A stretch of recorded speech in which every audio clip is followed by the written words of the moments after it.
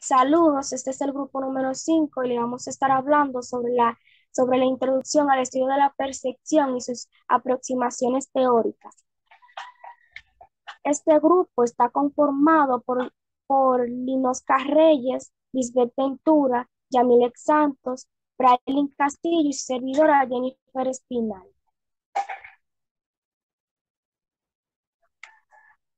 Los objetivos de esta presentación son tener una idea inicial de lo que significa la percepción, su funcionalidad y su problemática inherente, conocer las principales fases en que consiste la percepción,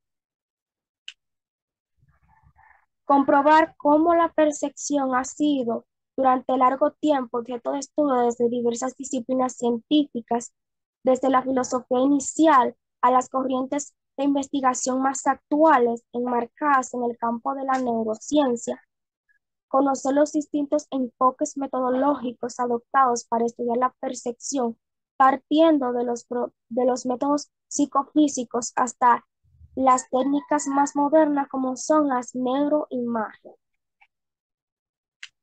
Yo le voy a comenzar a hablar sobre el concepto de percepción.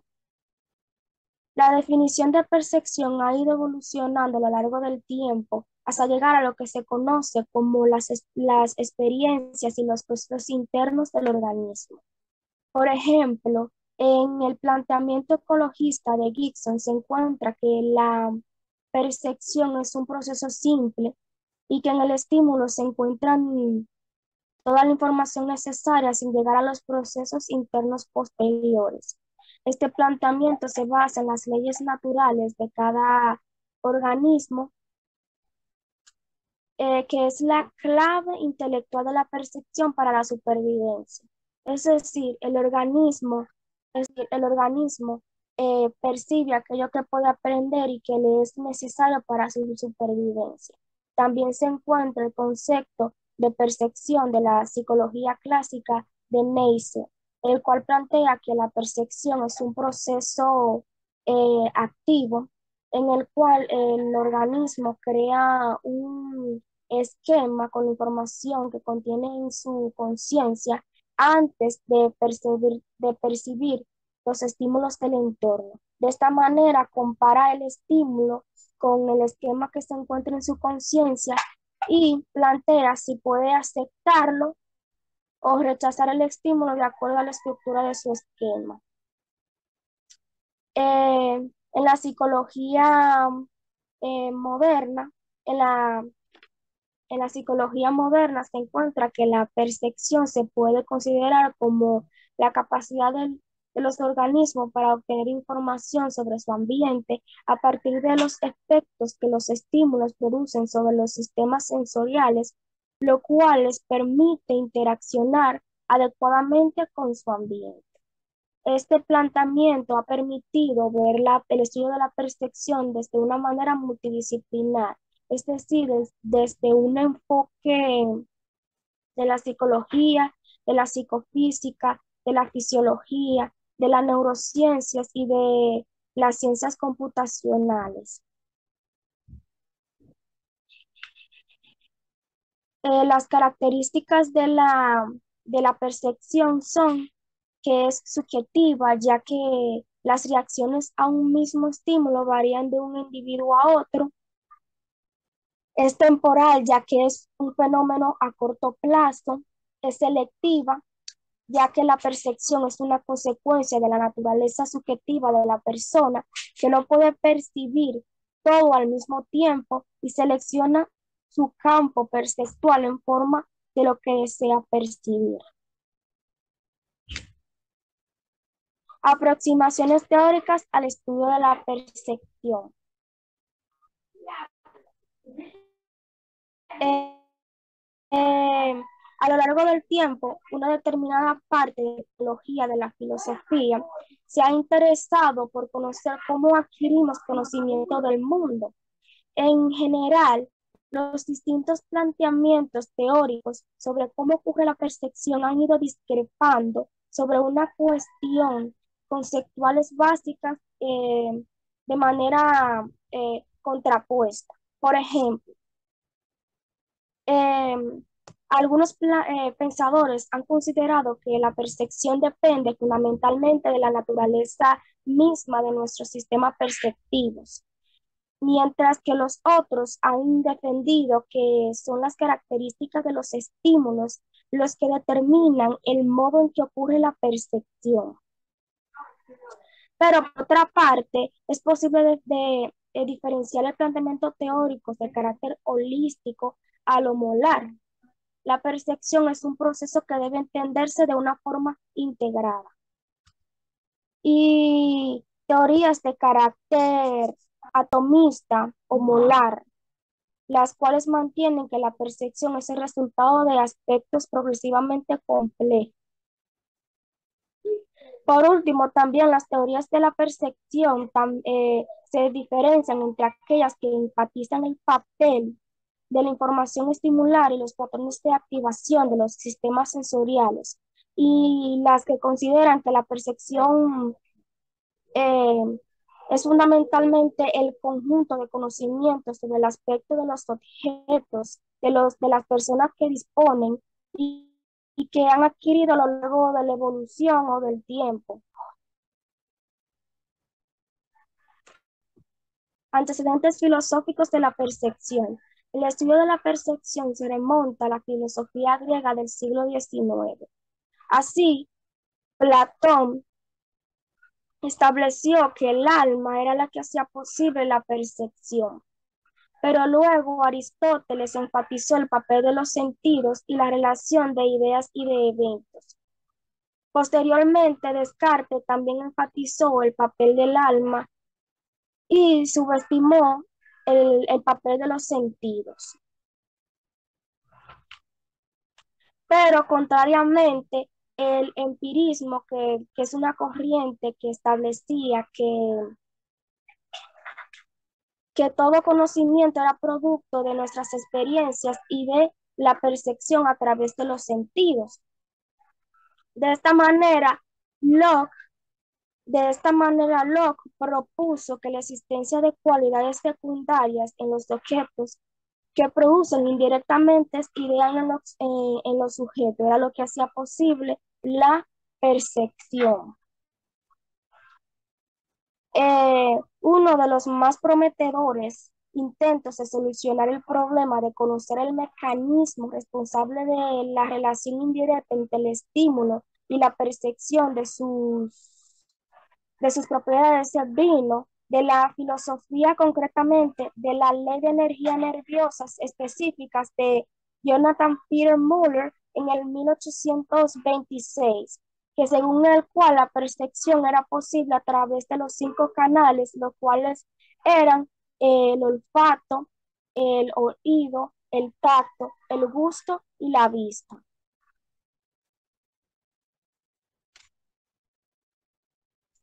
Algunos de los investigadores más relevantes en el estudio de la percepción fueron Hermann von Herzen, que fue un médico y físico alemán que realizó experimentos de acústica y oftalmología. Gustavo Pecher, que fue un psicólogo alemán, autor de la ecuación que explica la relación entre el estímulo físico y la sensación, la llamada ley de Weber-Fechner. Ernest Henry Weber, que fue un psicólogo y anatomista alemán, fundador de la psicofísica, que más adelante mi compañera le va a seguir hablando un poco más sobre eso. William Wood, que fue fue un psicólogo fundador del primer laboratorio de psicología experimental. Stanley Smith Stevens, que fue un psicólogo estadounidense, autor de la ley llamada función potencial de Stevens, en la cual estaré hablando detalladamente más adelante. Y también se encuentran Max Weber, Kurt Koffat y Wolfgang Kohler, que fueron psicólogos alemanes fundadores de lo que se conoce como la psicología de la Gestalt. Rudolf Herder, que fue un psicólogo y filósofo alemán, que profundizó la relación entre el arte y la percepción visual. Irving Rock, que fue un científico cognitivo estadounidense, David Marr, James Gibson, que a ellos se le atribuyen lo que fue la psicología ecologista, y Alfred Adler, que fue un médico y psicólogo psiquiátrico infantil austriaco que investigó la percepción individual. A- Ahora lo voy a dejar con mi compañera Lisbeth, que le va a seguir hablando sobre los diferentes enfoques teóricos y en qué se relacionan con el estudio de la percepción. Muchísimas gracias, Jennifer. ¿Qué es el constructivismo? El constructivismo se basa en la forma en la que entendemos e interpretamos el mundo que nos rodea. Nos dice que el mundo no tiene por qué tener el mismo significado para otras personas, sino que una misma situación puede tener diferentes lecturas en cada individuo.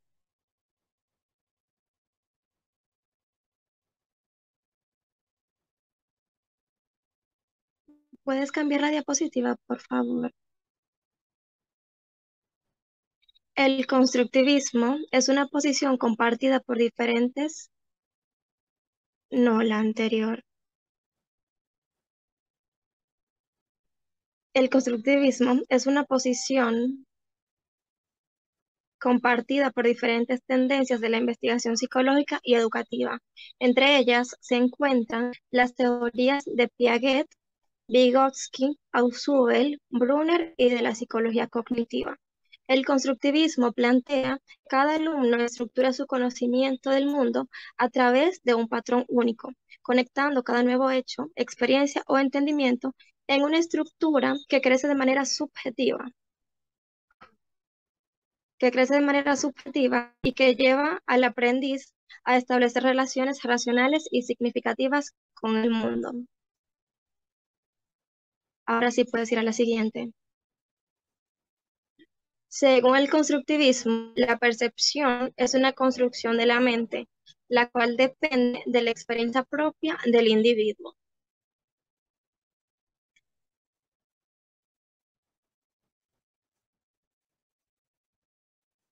Jean Piaget fue uno de los principales propulsores del constructivismo. Piaget era un epistemólogo genético interesado principalmente en el desarrollo cognitivo y en la formación del conocimiento. Vio el constructivismo como la forma de explicar cómo se adquiere el aprendizaje.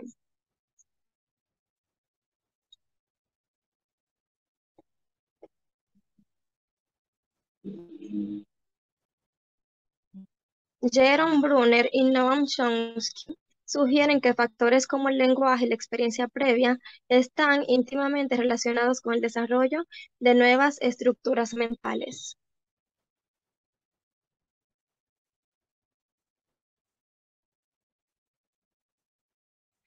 Para Brunner, el constructivismo es un marco de referencia general sobre la instrucción en el estudio de la cognición.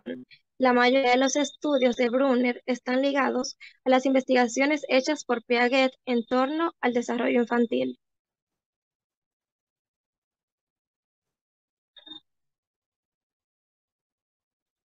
Las ideas básicas del constructivismo podemos ver son bastante, por lo tanto, solamente estaré mencionando algunas. Por ejemplo, que el aprendizaje es un proceso activo en el cual el aprendiz construye nuevas ideas o conceptos basados en sus conocimientos anteriores. Y lo importante no es el proceso, lo importante es el proceso, no el resultado.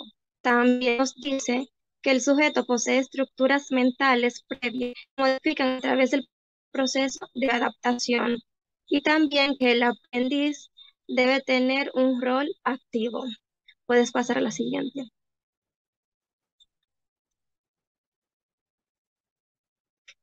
Antes de terminar con el constructivismo, es importante mencionar algunas características de este. Por ejemplo, que entiende la enseñanza como un proceso de acompañamiento y facilitación. También plantea que para que el aprendizaje se produzca en óptimas condiciones, el entorno del alumno debe ser propicio y adecuado respecto a su nivel de experiencia y desarrollo, pero además debe ser afín a sus intereses. Entiende el rol del docente como el de un facilitador o acompañante y no como una figura de autoridad. Entonces, luego de presentar las distintas imágenes acerca del constructivismo, podemos decir que es un modelo educativo donde el educando construye su conocimiento de forma activa y relaciona la nueva información con información que ya posee, además contemplando al maestro como un acompañante. Este modelo tiene como fin no es memorizar, sino estimular el conocimiento de los alumnos y plantear educación basada en el desarrollo de habilidades y destrezas, lo que da como resultado un aprendizaje continuo y satisfactorio. Ahora sí podemos continuar.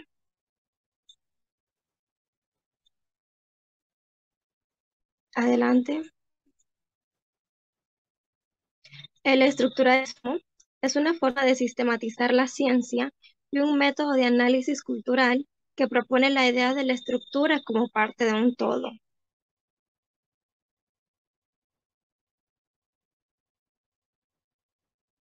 Adelante. El análisis estructuralista asume que diversos objetos de investigación pueden contener estructuras ocultas o subyacentes que se interrelacionan y que tienen significación por formar parte de un mismo sistema. El estructuralismo resultó una especie de conciencia despierta que permitió comprender y analizar los conocimientos adoptados de manera inconsciente o las costumbres y códigos que tienen lugar en una cultura determinada y en la que intervienen múltiples disciplinas de estudio. Adquirió importancia tras los aportes de múltiples disciplinas y pensadores. La antropología de Claude Lévi-Strauss, el psicoanálisis de Jacques Lacan, la semiótica de Roland Barthes, la epistemología de Michel Foucault y la filosofía marxista de Louis Althusser. Adelante.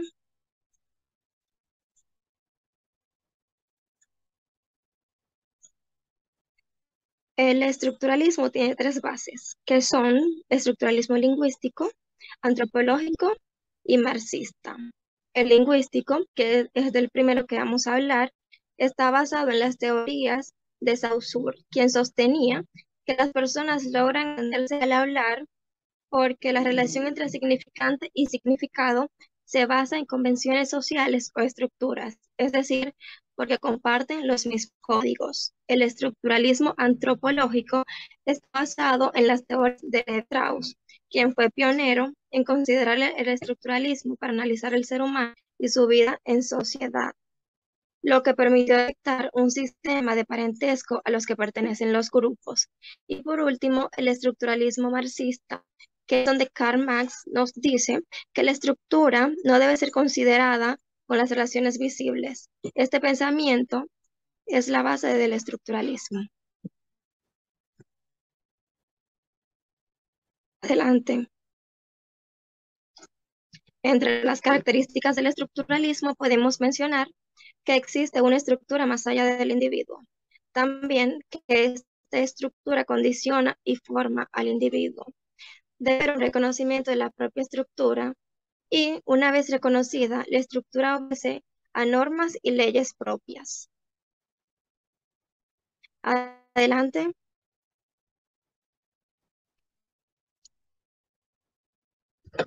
Continuamos hablando de la Gestalt, que sí tenemos bastante para hablar sobre esto. Continúa.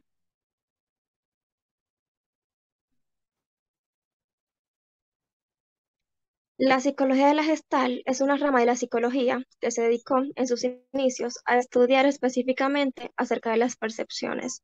Sin embargo, más adelante esto cambió e incluyeron en sus estudios otros temas como la cognición, el aprendizaje y la resolución de problemas.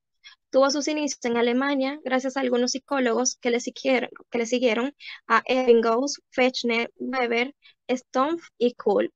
La llegada de la Gestalt a los Estados Unidos resulta relevante debido a que este paso marcó un norte que se siguió y que contribuyó al desarrollo de la psicología en ese país.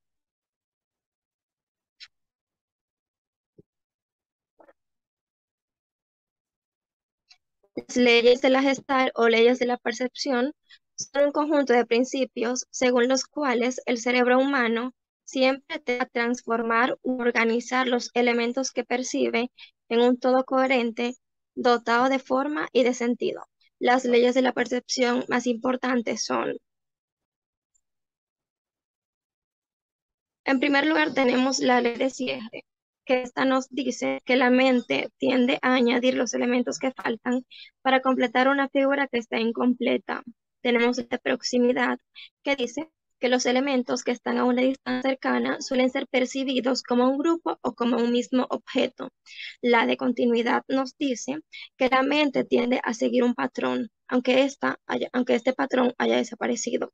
La de semejanza dice que las figuras parecidas, ya sea por su tamaño, forma o color, se suelen percibir como una unidad. La de figura y fondo dice que nuestro cerebro tiende a separar el fondo de las demás cosas importantes, pero se basa en la premisa de que no existe una figura sin un fondo que la sustente. La de dirección común dice que la atención se centra a donde se dirigen los elementos ubicados en la imagen.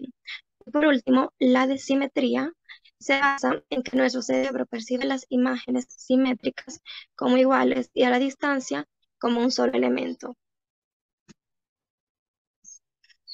Tenemos bastante para hablar de la Gestalt, así que este ámbito de la psicología no nació de la nada. Se levantó a base de teorías presentadas por Ernst Mach y Christian von Ehrenfels. No obstante, el título como pioneros de este camino lo reciben Max Wertheimer, Kurt Koka y Wolfgang Köhler. Probablemente el verdadero interés de Wertheimer despertó mientras viajaba en un tren. Se dio cuenta que tanto los letreros como los árboles se movían con él, lo que lo llevó a plantearse la interrogante de dónde proviene el movimiento. Es que esta interrogante muchas personas se la habían planteado anteriormente, sin embargo estaba más acercado a la física. Bremer visitó a Friedrich Schumann buscando respuestas, y aunque este no pudo darle respuestas, lo motivó a que investigara de manera empírica y además le presentó a Euler y a Kafka. Este trío más tarde sería conocido como los personajes más importantes de esta área de la psicología. Otro personaje que resulta relevante en la teoría de la Gestalt es Kurt Lewin, que también es reconocido como el padre de la psicología social moderna. Kurt estudió acerca del comportamiento y las relaciones de comunicación. Además, mostró un importante trabajo donde exponía la experiencia de los soldados. Recordemos que la guerra estaba en curso en ese momento. Hay dos cosas que marcan a Aaron Burr. Primero, no pudo graduarse a pesar de que ya había terminado su doctorado. Y segundo, su madre murió de manera trágica en un campo de concentración nazi. Estando herido de guerra, Kurt empezó a escribir utilizando términos que más tarde pertenecerían a la Gestalt, y además conoció a dos de los pioneros de la Gestalt y contribuyó a desarrollar algunas ideas que fortalecieron a las que ya estaban en curso. La mayor parte de las conclusiones de la Gestalt se encuentran encerradas en el enunciado: el todo es más que la suma de sus partes. Gestalt es una palabra alemana que significa patrón, figura o forma. Este movimiento buscaba encontrar un sentido a cómo nuestras mentes perciben las cosas como un todo, en lugar de individualmente cada elemento. Gestalt fue un rayo de luz en medio de la oscuridad, pues se levantó en 1920 en una Alemania asolada. Recordemos que con la guerra se perdieron muchísimas personas, ideas importantes, y también se perdió el interés por la investigación. Entonces, en medio de la incertidumbre sobre cuándo acabaría la guerra, la Gestalt devolvió el interés por la investigación. Muchísimas gracias. Hasta aquí mi participación. Mi compañera continuará.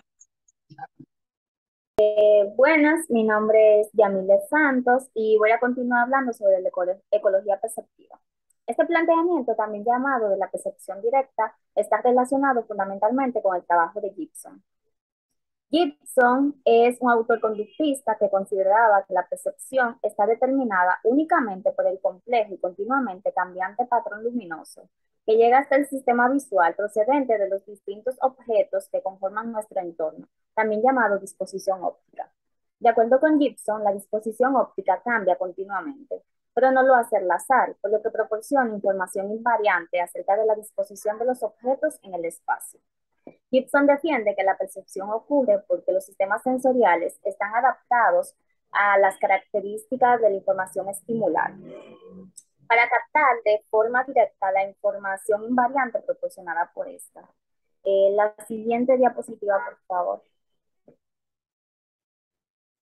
La ecología perceptiva también presenta varios aspectos positivos.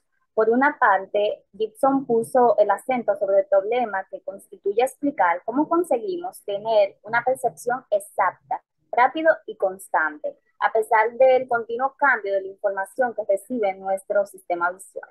Y Gibson también enfatizó el hecho de que gran parte de nuestra actividad diaria está relacionada con el movimiento, y que los continuos cambios en la disposición óptica proporcionan una enorme y valiosa cantidad de información acerca del ambiente visual. La siguiente diapositiva, por favor. El enfoque computacional. Al igual que el enfoque de la percepción directa, esta perspectiva reconoce el importantísimo papel de la riqueza de la información estimular a la hora de explicar las características de nuestra percepción. Pero a diferencia de aquel y más acorde con el enfoque constructivista, la defiende o la entiende como una tarea consistente en elaborar una descripción o representación del entorno en cada momento.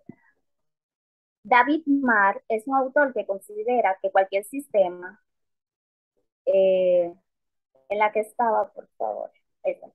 David Marr es un autor que considera que cualquier sistema complejo de procesamiento de información, como el sistema perceptivo, puede analizarse desde tres perspectivas o niveles diferentes.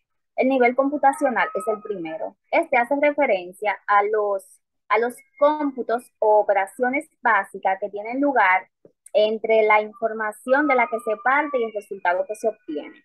El nivel algorítmico, que especifica los pasos detallados de procesamiento que intervienen entre la información de entrada y la de salida. Y el nivel de implementación, que especifica el sistema responsable de ejecutar las operaciones especificadas en el nivel algorítmico. David Marr también defendía que los diferentes aspectos perceptivos se elaboran separadamente. Propuesta acorde con los datos existentes sobre la arquitectura funcional del cerebro, que muestran que el procesamiento de la información relativa a aspectos como el color, la identidad, la posición, el movimiento y la localización del objeto observado tiene lugar en áreas diferentes y de forma relativamente independiente. Continúa con la siguiente, por favor. Ahora voy a hablar sobre aproximaciones metodológicas al estudio de la percepción. Siguiente. En este encontramos la psicofísica. La psicofísica es una técnica que se ha empleado para determinar el tipo de relación existente entre ciertos aspectos estimulares, diferentes tipos de respuestas y experiencias fenomenológicas, evaluada mediante la identificación, reconocimiento o tiempo de relación ante tales estímulos. En la psicofísica vemos que desde un principio estas técnicas, no, la que estaba. Vemos que desde un principio estas técnicas se emplearon principalmente para estudiar los procesos estimulares, es decir, determinar el valor mínimo de estímulo que es posible detectar. A esto se le llamó umbral absoluto. La discriminación entre varios valores estimulares, o sea, capacidad para detectar un cambio mínimo entre dos valores distintos de estímulos. Y a esto se le llamó umbral diferencial. Hasta aquí mi parte y voy a continuar con mi compañera. Buenas tardes, yo seguiré con la psicofísica clásica. La psicofísica se define como una parte de la psicología experimental que investiga las correlaciones y irregularidades entre la intensidad y la calidad del estímulo. Por una parte, la percepción y los juicios acerca de ella. Por otra, es decir, investiga la vida de relación del organismo, especialmente el humano, con su medio físico concreto y los juicios que forman el hombre acerca de estas percepciones. La psicofísica es el nombre que se da al estudio de la relación entre los estímulos físicos del mundo y las sensaciones que experimentamos. El nombre procede de Gustav Theodor Fechner, físico y filósofo que se propuso resolver el problema mente y cuerpo.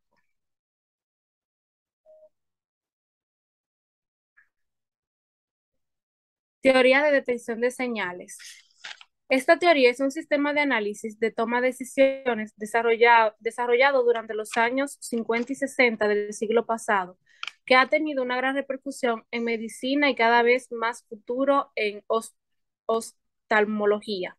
Implica una señal rodeada de ruido que es transmitida a una persona o máquina y la decisión que suscita en esta. También la teoría prescinde del concepto de umbral y supone que ante cualquier estimulación, el resultado del proceso sensorial consistirá en una sensación que puede adoptar múltiples valores. Esta teoría considera que el sistema sensorial de las personas está sometida a fluctuaciones, por lo que el nivel de las sensaciones puede variar ante la presentación del mismo estímulo. Por ejemplo, adoptando distintos valores o, por lo contrario, siendo idéntico ante la presentación de las diferentes condiciones experimentales. Esta teoría surgió en el ámbito de la ingeniería en relación con la detección de señales electromagnéticas en presencia de ruido y se desarrolló en la época de la Guerra Fría debido a la necesidad de desarrollar mecanismos de detección de señales muy débiles que permitieron descubrir los objetivos enemigos. Hasta aquí mi parte, lo dejo con mi siguiente compañera. Buenas tardes, yo le estaría hablando de la soy Lino Carreyes y yo le estaría hablando sobre la neuropsicología de la percepción. La neuropsicología de la percepción, la comprensión del entorno que nos rodea, está medida por la interpretación que hace el cerebro de la onda luminosa, de la onda lumínica o sonora, presión o temperatura y moléculas químicas. Pásala. El objetivo de la neuropsicología es el estudio de las relaciones entre el cerebro y la actividad cognitiva superior, lenguaje, memoria, funciones o ejecutivas, percepción o motricidad.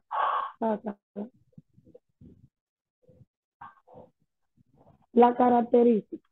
Utiliza el método científico para estudiar el cerebro y su relación con la conducta humana. En general, se utiliza dos métodos. La hipótesis, el hipotético deductivo, que es el que se basa en la proposición de la hipótesis, la relación del experimento y la aceptación o rechazo de la hipótesis. Pasa la siguiente.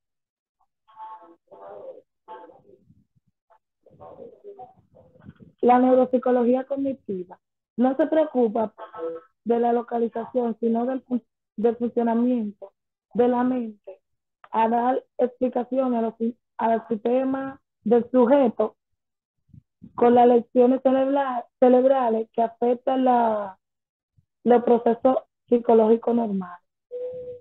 Sus precursores defendían que defendían que la idea que era imposible localizar exactamente las funciones cerebrales y que estas estructuras interactúan entre sí, creando un sistema funcional. Ya hasta aquí mi parte. Bueno, ahora le voy a continuar hablando sobre la psicofísica moderna de Stevens, que este investigador en el año 1957 propuso que la forma de la relación entre la magnitud de la sensación y la intensidad del estímulo se pudiera determinar en una función potencial de la forma siguiente. O sea, S es igual a CEK, donde S es la magnitud de la sensación, donde S es la magnitud de la sensación, C es una constante arbitraria, C es una constante arbitraria y es la intensidad del estímulo y K es el exponente que depende de la modalidad sensorial y de las condiciones ambientales. Según Steven, este sostuvo que los juicios observadores que reflejan fielmente la funcionalidad del sistema sensorial, de allí que la función potencial proporciona una aceptación descriptiva de la relación existente entre los juicios psicofísicos del sujeto y las características del estímulo. Una forma de contrarrestar esto es comparando los datos psicofísicos con los datos resultantes de experimentos que hayan estudiado respuestas neuronales en función de las mismas dimensiones estimulares. Stevens demostró que una función potencial es capaz de describir los juicios de observador mejor que una función logarítmica. Ahora voy a continuar hablando sobre las técnicas de neuroimagen. Aquí se encuentran el electroencefalograma, el registro de los potenciales evocados o relaciones con el estímulo y la magnetoencefalografía. El electroencefalograma consiste en el registro de los cambios de voltaje asociados con la actividad global de diferentes sistemas cerebrales y el registro de los potenciales evocados en relación con el estímulo o ERP consiste en permitir estudiar los procesos neuronales específicos. La ventaja más importante de los registros ERP es su revolución temporal, es decir, su precisión para determinar en qué momento preciso se encuentran en cada uno de los distintos estadios de procesamiento de un estímulo. Y la magnetoencefalografía, que es otro método médico de los potenciales neuronales asociados con un estímulo basado en los mismos principales que las técnicas de la ERP, pero que a diferencia de este, consiste en medir la alteración de la actividad neuronal que produce la aplicación en áreas específicas del sistema visual de los campos magnéticos. Hasta aquí nuestra exposición. Muchas gracias por su atención. Espero que hayan entendido cada uno de los temas impartidos.